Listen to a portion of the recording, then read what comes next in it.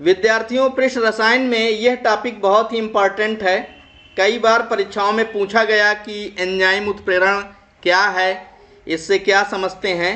तो चलिए आइए हम लोग समझते हैं एंजाइम कैटालिसिस अथवा एंजाइम उत्प्रेरण। तो एंजाइम जो है ना, ये क्या होता है, ये नाइट्रोजन युक्त जटिल कार्बनिक पदार्थ होता है। नाइट्रोजन युक्त क्या होता है भाई, जटिल कार्बनिक पदार्थ होता है। जटिल कार्बनिक पदार्थ होता है, ठीक है। तो ये क्या होता है, जो प्लांट सेल होती हैं यानी पौधों में, या एनिमल सेल है यानी जंतुओं में ये पाया जाता है। और क्या करता है, जो बायोकेमिकल रिएक्शन होते हैं, जैव रासायनिक अभिक्रियाएं, उनको उत्प्रेरित करने का काम करता है। तो मोटा मोटा हम क्या क्या कह सकते हैं इसमें, देखिए, एंजाइम्स आर बायोलॉजिकल कैटालिस्ट। जो एंजाइम है वो क्या भैया, बायोलॉजिकल कैटालिस्ट हैं। बायोलॉजिकल कैटालिस्ट हिंदी में क्या हुआ, यानी जैव उत्प्रेरक। आप लोगों ने पिछले सेशन में देखा है कि उत्प्रेरक क्या होते हैं, ये कैसे काम करते हैं और इनका क्या मोटो होता है। अब वही सारी चीज़ जब जीवों के अंदर, यानी कि जब एनिमल सेल या प्लांट सेल, ये यूजुअली बात हो रही है, ज़रूरी नहीं कि जो एनिमल सेल है या प्लांट सेल है उन्हीं के अंदर जो है ये एंजाइम कैटालिसिस आपको देखने को मिले। तो प्रायः होता है, प्रायः क्या होता है कि एनिमल सेल में या प्लांट सेल में बहुत सारे जो बायोलॉजिकल रिएक्शन है, बायोकेमिकल रिएक्शन, उनको जो है ये उत्प्रेरक यानी एंजाइम क्या करते हैं, कैटालाइज करते हैं। They are globular protein having high molecular mass. Actually ये जो एन युक्त जटिल कार्बनिक पदार्थ होते हैं, कौन, एंजाइम, यानी जो ये एंजाइम है भाई, यही तो है ना। एंजाइम क्या होते हैं, नाइट्रोजन युक्त जटिल कार्बनिक पदार्थ, मैंने ये बताया। तो ये एक्चुअली होते क्या हैं, ये ग्लोब्यूलर प्रोटीन होते हैं, ग्लोब्यूलर प्रोटीन। तो ग्लोब्यूलर प्रोटीन आप लोगों ने पढ़ा है पहले ही। प्रोटीन दो तरह की होती है, एक ग्लोब्यूलर होती है और दूसरा फाइब्रस होती है, यानी रेशेदार, रसेदार रसेदार का मतलब रेशेदार यानी फाइबरस, और दूसरा क्या, ग्लोब्यूलर यानी गोलिकामय प्रोटीन। तो ये गोलिकामय प्रोटीन होते हैं बेसिकली।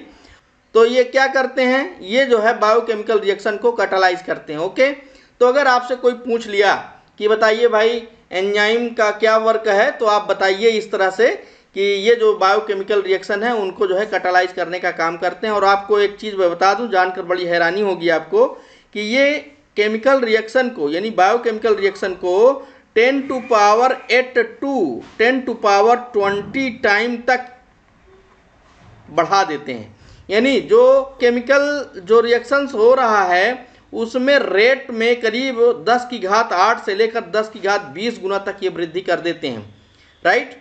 तो ये काफ़ी एफिशिएंसी, यानी काफ़ी जो है इनमें दक्षता होती है कि ये रिएक्शन को इतना हाई लेवल पर उसको कैटालाइज करते हैं, ठीक है। तो अब आपको समझ में आ गया होगा। अब मैं आपको एक चीज़ और बता दूं, इसी एंजाइम में दोस्तों, इसी एंजाइम में जो है ना दो पार्ट होता है, एक प्रोटीनस पार्ट, हाँ प्रोटीनस हो गया, और एक होता है नॉन प्रोटीनस पार्ट, ठीक है। तो जो प्रोटीनस पार्ट है, चलिए वो तो ठीक है, आपका एंजाइम की तरह काम करता है। जो नॉन प्रोटीनस होता है इसको आप बोलते हैं कोएंजाइम। क्या बोलते हैं भैया, कोएंजाइम। तो अब कोएंजाइम भी इसी में साथ में है। आपने पिछले सेशन में ये भी देखा था कि जो कैटालिस्ट प्रमोटर होता है, जो उत्प्रेरक वर्धक होता है, वो क्या करता है, उत्प्रेरक की कार्यक्षमता को बढ़ा देता है। तो ये जो आपका कोएंजाइम होता है, नॉन प्रोटीनस पार्ट जो यहाँ पर जुड़ा हुआ होता है, कोएंजाइम, ये जस्ट लाइक कैटालिस्ट प्रमोटर होता है। क्या होता है भैया, कैटालिस्ट प्रमोटर, यानी उत्प्रेरक वर्धक की तरह काम करता है। देखिए आप बीकासूल कैप्सूल वगैरह जब छाले वगैरह हो जाते हैं तो आप लेते हैं, तो उसमें आप देखे होंगे रैपर में लिखा रहता है कोएंजाइम, है ना। तो एंजाइम तो उसमें होता ही है, साथ में क्या होता है, कोएंजाइम, जो कि एंजाइम की एफिशिएंसी को क्या करता है, बढ़ा देता है। तो एंजाइम आपका हो गया कैटालिस्ट, राइट, बायो कैटालिस्ट, और कोएंजाइम क्या हो गया, कैटालिस्ट प्रमोटर। तो ईश्वर ने बहुत बढ़िया व्यवस्था जो है बना के रखी है और उन व्यवस्थाओं के तहत जो है हम लोग, हमारा शरीर जो है वर्क करता है। तो आइए आगे हम लोग समझते हैं कि ये जो एंजाइम कैटालिसिस है इसके कौन कौन से लक्षण हैं, right. What is the characteristics of enzyme catalysis. जो एंजाइम उत्प्रेरण होता है इसके क्या क्या कैरेक्टर होते हैं, तो इसको हम लोग समझ लेते हैं एक एक करके। तो पहला पॉइंट आप क्या कह सकते हैं, हाई एफिशिएंसी। जो अभी मैंने बताया कि यह जो है ना 10 टू पावर 8 से लेकर के 10 टू पावर 20 टाइम यानी गुना तक जो है अभिक्रिया की दर को बढ़ा देता है। इसकी जो एफिशिएंसी होती है काफ़ी अधिक होती है एंजाइम की। एक मॉलिक्यूल एंजाइम का जो है, एक अणु एंजाइम का एक मॉलिक्यूल क्या करता है, millions of molecules of reactant को क्या करता है, प्रोडक्ट में कन्वर्ट करने में मदद करता है। समझ लीजिए, अब जैसे आप 10 मिनट 20 मिनट की वीडियो देखने में ऊब जाते हैं, लेकिन जानते हैं ये एंजाइम क्या करता है, कितना हाई एफिशिएंसी शो करता है।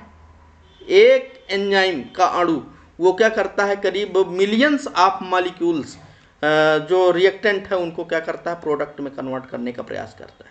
समझ में आ रही बात। चलिए दूसरा पॉइंट देखते हैं। दूसरा कैरेक्टर हाई स्पेसिफिक नेचर। इसका जो नेचर होता है वो हाई स्पेसिफिक यानी कि बहुत ही विशिष्ट होता है किसी एक अभिक्रिया के लिए। अब ये जरूरी नहीं कि हाँ दूसरा कोई कैटालिस्ट ले लें, दूसरा कोई एंजाइम ले लें और वो भी जो है उसी तरह से कैटालाइज करेगा, नहीं। हर अभिक्रिया के लिए जो कैटालिस्ट होगा, जो एंजाइम होगा वो अलग होगा, राइट। जैसे कि मान लीजिए कि जैसे ये है C6H12O6 है और ये ग्लूकोज हुआ। अब ग्लूकोज को जाइमेज एंजाइम की उपस्थिति में क्या होगा, कन्वर्जन अगर हम करें तो क्या बन जाएगा, यह जो है ये कन्वर्ट हो जाएगा C2H5OH और CO2 में, राइट। यानी एथिल अल्कोहल का निर्माण होगा। क्या होगा भाई, एथिल अल्कोहल बनेगा जाइमेज एंजाइम की उपस्थिति में। अगर हम जैसे वसा है, वसा को लाइपेज एंजाइम ले लें, ध्यान दीजिएगा जो एंजाइम होते हैं इनके नाम के लास्ट में क्या लिखा रहता है, एज ASE ये रहेगा। आप जान जाइएगा, इससे पता कर लीजिए कि हाँ ये एंजाइम है, ये इंडिकेशन है आपके लिए, राइट। तो वसा है या लिपिड है या ये कह लीजिए कि फैट है और ये लाइपेज एंजाइम की उपस्थिति में क्या होगा, ग्लिसरॉल में कन्वर्ट हो रहा है। तो हर बायोकेमिकल रिएक्शन के लिए अलग अलग प्रकार का क्या होगा, एंजाइम होगा, बायोकैटालिस्ट होगा, यानी उसका जो स्पेसिफिक नेचर होगा वो हाईली स्पेसिफिक नेचर होगा। ओके, अगला पॉइंट क्या है, अगला जो कैरेक्टरिस्टिक्स है वो है ऑप्टिमम टेम्परेचर, यानी एक निश्चित ताप पर ही जो है क्या करेगा, ये सर्टेन टेम्परेचर पर ही जो एंजाइम है अपना अच्छे से वर्क करेगा, अच्छा परफॉर्म कर पाएगा। सपोज दैट जो बॉडी के अंदर बहुत सारे केमिकल रिएक्शंस होते हैं तो अपने बॉडी का टेम्परेचर 37 डिग्री सेंटीग्रेड के आसपास है। अब 37 डिग्री सेंटीग्रेड के आसपास जो टेम्परेचर है उस पर जो एंजाइम्स हैं वो प्रॉपरली वर्क कर रहे हैं। लेकिन अगर हमें बुखार आ गया और ये टेम्परेचर 40 डिग्री हो गया तो ना तो हमें भूख लगती है ना हमारा खाना पचता है। तो यानी जो सारे एंजाइम जो हमारे पेट में एंजाइम हैं वो एंजाइम प्रॉपरली वर्क नहीं करते। अन्य ताप पर वो अच्छे से वर्क नहीं करते, जैसा कि वो जो है निर्धारित जो टेम्परेचर ऑप्टिमम टेम्परेचर उस पर वर्क करते हैं। तो इनके लिए ऑप्टिमम टेम्परेचर चाहिए, बहुत ज़्यादा टेम्परेचर भी नहीं कि हम, बहुत सारे ऐसे रिएक्शंस होते हैं दोस्तों जिसमें बहुत हाई टेम्परेचर पर हमको रिएक्शन परफॉर्म करना पड़ता है, तो ऐसा भी इसमें नहीं है, ये कम ताप पर ही बहुत अच्छा जो है परफॉर्म करते हैं। आइए आगे हम लोग बढ़ते हैं। अगला जो कैरेक्टरिस्टिक्स है वो आपका ये है ऑप्टिमम पीएच। ये पीएच वैल्यू जो है वो अगर 7 से 5 के बीच है तो बहुत अच्छा वर्क करते हैं। 7 है भाई तो ये तो न्यूट्रल होता है, और जैसे जैसे 7 से कम होगा पीएच वैल्यू वैसे वैसे उसकी अम्लीयता बढ़ेगी। तो ये 5 तक बहुत बढ़िया से वर्क करता है। अगला जो कैरेक्टरिस्टिक्स है भाई वो है एक्टिवेटर्स। बहुत सारे जो आयन्स होते हैं बॉडी में, suppose that Ca+2 ion, Na+1 ion, Mg2+ ion, तो ये इनएक्टिव रहते हैं, लेकिन इनको भी एंजाइम क्या करता है, एक्टिवेट कर देता है और ये भी वर्क करने लगते हैं प्रॉपरली। तो एक्टिवेटर्स का भी जो है कैरेक्टरिस्टिक्स एंजाइम में होता है। आगे देखते हैं इफेक्ट ऑफ इनहिबिटर्स। इनहिबिटर्स आप जानते हैं संदमन है ना, पिछले वीडियो मैंने आपको डिटेल्स बताया है। संदमन ऋणात्मक उत्प्रेरक की तरह होते हैं। तो इफेक्ट ऑफ इनहिबिटर, जब एंजाइम बहुत ज़्यादा क्रियाशील हो जाते हैं तो ड्रग्स के माध्यम से, ड्रग्स का मतलब आप समझिएगा मेडिसिन, ठीक है। तो सम मेडिसिन, कुछ मेडिसिन होती हैं, उनके माध्यम से क्या करते हैं, एंजाइम की सक्रियता को हम घटाते भी हैं। ये भी संभव हो सकता है, संभव हो पाता है। तो और ज़रूरत भी पड़ती है, कभी कभी ऐसा जो है महसूस होता है कि एंजाइम की सक्रियता को हमें घटाना है, तो वहाँ पर जो है इफेक्ट ऑफ इनहिबिटर भी लागू हो पाता है, या इफेक्ट ऑफ इनहिबिटर यानी संदमन का भी प्रभाव जो है वो लागू हो पाता है। ओके, तो आज हम लोगों ने सीखा एंजाइम कैटालिसिस और एंजाइम कैटालिसिस के कैरेक्टरिस्टिक्स, राइट। तो अगर परीक्षा में आ जाता है तो जिस प्रकार से मैंने बताया इसी प्रकार से आप छाप दीजिए, पूरा का पूरा नंबर आपको मिलेगा। तो आज की वीडियो में बस इतना ही, मिलते हैं अगले वीडियो में यानी कल। Thank you.